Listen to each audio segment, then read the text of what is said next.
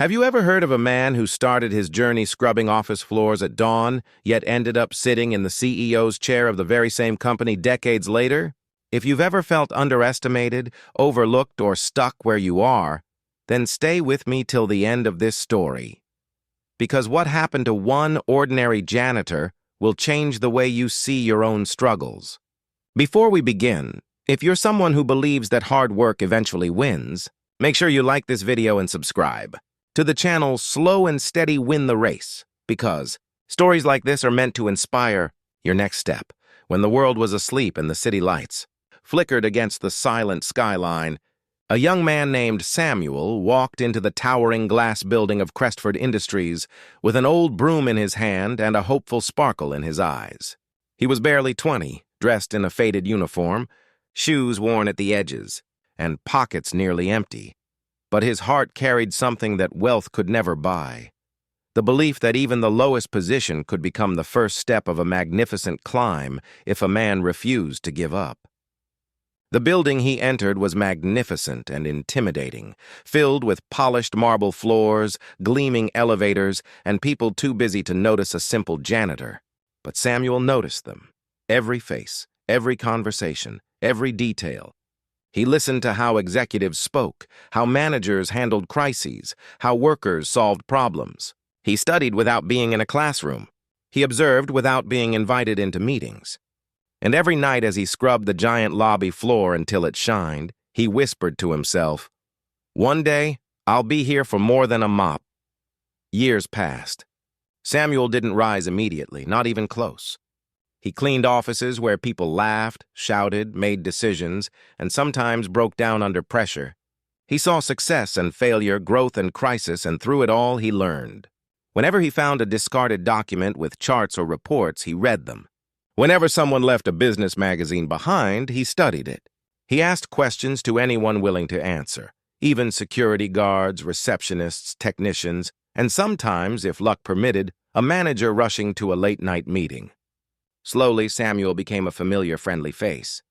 Some workers would chat with him, and he would share humble insights, once in a while surprising them with his keen intelligence.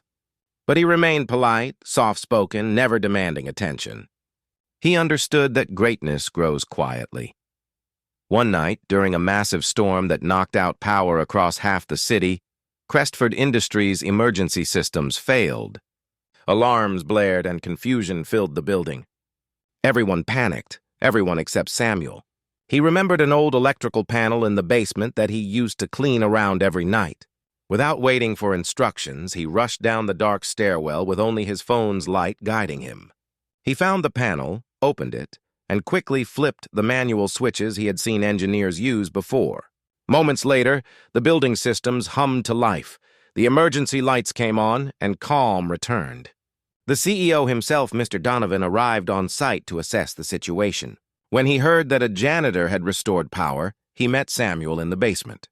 "How did you know what to do?" he asked, surprised. Samuel simply replied, "I pay attention. Every detail matters." That night changed everything.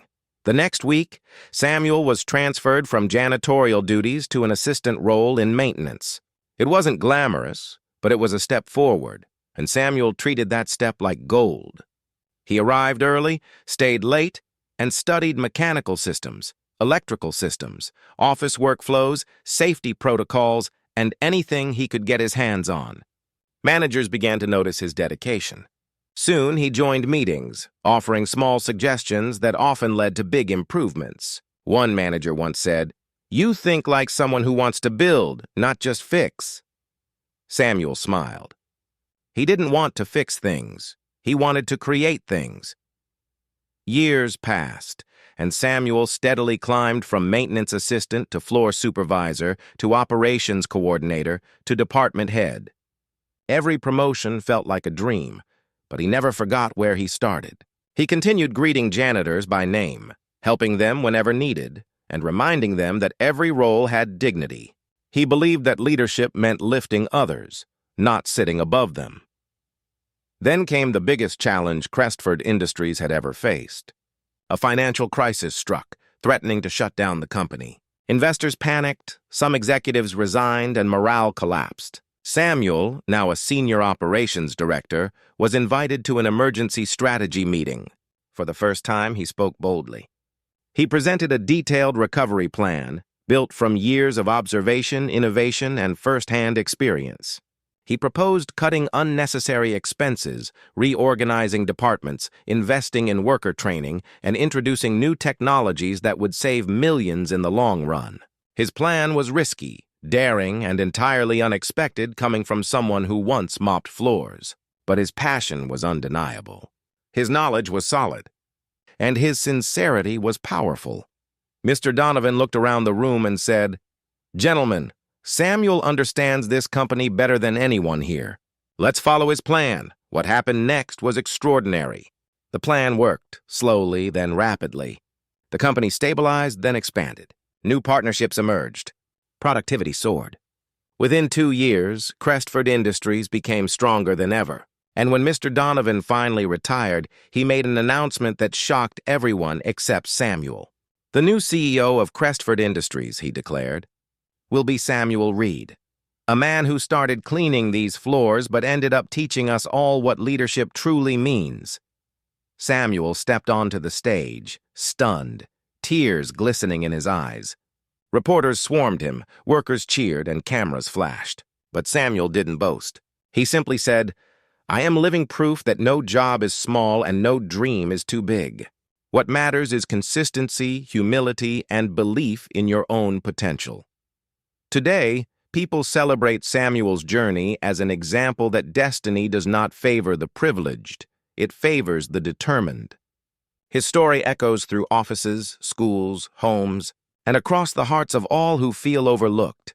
And if Samuel's journey touched your heart today, if it reminded you that greatness grows from humble beginnings, then take a moment right now to like this video and subscribe to Slow and Steady Win the Race.